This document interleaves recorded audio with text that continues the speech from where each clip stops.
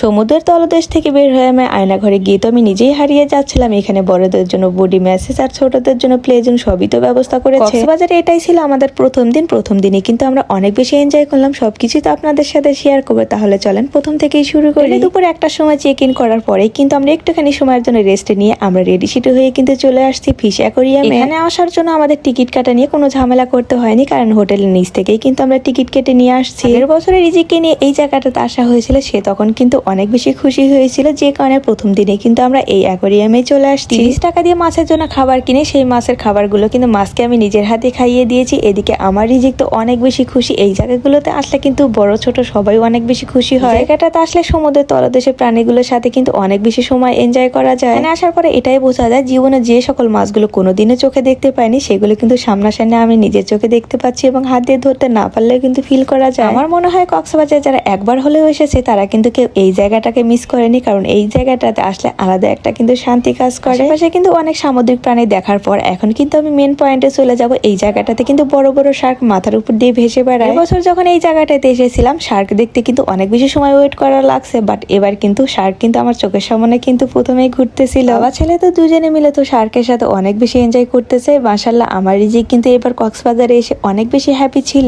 মাছের অ্যাকোয়ারিয়ামের চেয়ে এই মাছের অ্যাকোয়ারিয়ামটাতে কিন্তু সবাই অনেক বেশি ভিড় করে, কারণ এই দৃশ্যটা দেখতে কিন্তু অনেক বেশি সুন্দর। অ্যাকোয়ারিয়ামে তো আমরা কমপক্ষে 15 থেকে 20 মিনিট টাইম দিয়েছি। আমাদের কাছে কিন্তু অনেক বেশি সুন্দর লাগছিল। তারপর এখান থেকে বের হয়ে কিন্তু আমরা দোতলায় চলে যাচ্ছিলাম। ইন্ডিয়ান ফিশ হলে যখন ঢুকি তখন কিন্তু আমাদের 3 জনের ছবি উঠে রেখেছিল, এবং তারা বলেছে ছবিটা যদি আমরা নিতে চাই তাহলে দোতলা থেকে নিতে হবে, যে কারণে কিন্তু আমরা দোতলা থেকে ছবিটাও কালেক্ট করে নিয়েছি। এখন আমরা মাছকে দিয়ে আমার পা খাওয়াবো, মানে ফিশ থেরাপি নিব। এর আগের বছরে কিন্তু আমি নিয়েছিলাম, আমার তো মনে হয় অনেক বেশি উপকার হয়েছে, যে কারণে আমি নিয়ে নিলাম। সাথে কিন্তু রিজিকের বাবাও এবার নিয়েছে। আমরা দুজন 200 টাকা দিয়ে দুটো টিকিট কিনে আনি এবং এরকম ফিশ থেরাপি নেই। আমার তো মনে হয় এই ফিশ থেরাপিটা অনেক বেশি কাজের, মানে আমার জন্য অনেক বেশি কাজে লেগেছে। জানি না কার জন্য কতটুকু কাজে লাগে। এখন আমি আয়না ঘরে ঢুকবো, যে কারণে 50 টাকা করে টিকিট কেটে কিন্তু আমি নিজে একাই ঢুকেছিলাম। বাট এখানে ঢোকার পর এমন বেশি গোলক ধাঁধায় পড়ে গিয়েছিলাম, আমি নিজেই কিন্তু অনেক বেশি ভয় পেয়ে গিয়েছিলাম। তাকাচ্ছিলাম শুধু আয়নায় ছিল, যে কারণে ভয়ের ভিতরে না ঢুকে সেখান থেকে বের হয়ে আসি। নিজেকে প্লে জোনের জন্য 100 টাকা করে টিকিট কেটে দেওয়া হয়, এবং আমার রিজিক একা একাই কিন্তু সেখানে গিয়ে খেলাধুলা করতেছিল। ঘন্টা পার হয়ে যাচ্ছিল, বাট রিজিক খেলাধুলায় কিন্তু অনেক বেশি এনজয় করছিল। সে সেখান থেকে বেরিয়ে হচ্ছিল না, যে কারণে রিজিককে ওখানে রেখেই আমি এখন বডি ম্যাসেজ নিতে চলে যাচ্ছিলাম। তো বডি ম্যাসেজ নিতেই চাচ্ছিলাম না, বাট রিজিকের বাবা কিন্তু অনেক জোর করে কিন্তু আমাকে বডি ম্যাসেজ নিতে বাধ্য করছিল। কিন্তু বডি ম্যাসেজ নেওয়ার পরে কিন্তু অনেক বেশি এনজয় করেছি। আমার কাছে তো অনেক বেশি ভালো লেগেছে। আপনারা কে কে বডি ম্যাসেজ নিয়েছেন সেটা কিন্তু অবশ্যই আমাকে বলে যাবেন। রেডিয়েন্ট ফিশ হলডে এসে কিন্তু অনেক নতুন নতুন এক্সপিরিয়েন্স নিলাম। আমার তো অনেক বেশি ভালো লাগলো। আপনাদের কাছে ভিডিওটা কেমন লাগলো সেটা অবশ্যই আমাকে কমেন্ট করে জানিয়ে যাবেন। দেখা হবে নতুন ভিডিওতে। আল্লাহ হাফেজ।